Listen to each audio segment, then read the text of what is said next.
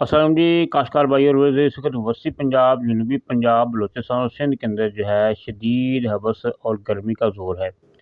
बारिशें तो कुछ इलाकों में हो चुकी हैं, लेकिन उसके बाद जो है हवाएं बंद हो चुकी हैं और उसके बाद नमी का तनासब बहुत ज़्यादा हो चुका है। यानी कि 70-80 के करीब जो नमी का तनासब है, जिसकी वजह से शदीद हबस बनी हुई है। अगर देखा जाए तो अब पहले वाला टेम्परेचर नहीं रहा, यानी कि मुख्तलिफ इलाकों के अंदर जहाँ पंजाब, जनूबी पंजाब के इलाके, सुबह से बलोचस्तान के इलाके, जहाँ पर टेम्परेचर जो था वो 45 से ऊपर जा रहा था। लेकिन इस वक्त जो है टेम्परेचर जो है वो 40 से 43 के करीब है, 38-35 के करीब है।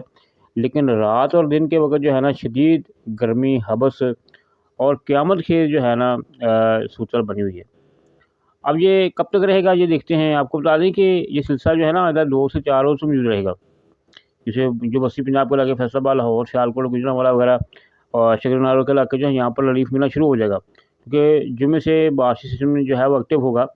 बारिश इस पर एक्टिव हुआ जो कि अगस्त के पहले हफ्ते जो है वो मुसलसल जो है बारिशें बरसाने का बायस बनेगा। अगर साथ में तेज़ हवाएं चलती हैं और बारिशें होती हैं मुसलसल, तो उसके बाद जो है ये रिलीफ मिलेगा। लेकिन आपको बता दें कि भादों का जो है वो पख लगना शुरू हो चुका है, तो उसके साथ ये सिलसिला रहता है कि पसीना है, हवस है, तो ये सूरत चलती रहती है।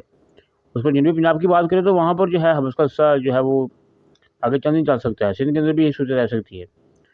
तो बलूचिस्तान में तो वैसे खैर गर्मी काफ़ी ज़्यादा है और केपी के इलाकों में जो है वो बारिशों की वजह से साबित सूरत बनी हुई है। ये सूरत जो है तो बेहतर होने का इम्कान ये है कि अभी 2-4 रोज़ हवस रहेगी। इस हवस की वजह से छोटे-बड़े बच्चे, जानवर वगैरह हर चीज़ जो है वो परेशान है। बच्चे ख़ास तौर पर जब बहुत ज़्यादा परेशान, और दूसरा लोड शेडिंग जो है वो वाटा वाले बार-बार करते रहते हैं। वो तो दवाएँ लेते रहते हैं आवाम से। और एक और बात बता दूँ कि इस शदीद हवस में जो है हशरात जो है खतरनाक वो निकलते हैं, साँप, कीड़े-मकोड़े वगैरह निकल आते हैं। तो आपने घर के अंदर इन चीज़ों का भी ख़्याल करना है और बच्चों को भी इन जगह पर नहीं आने देना।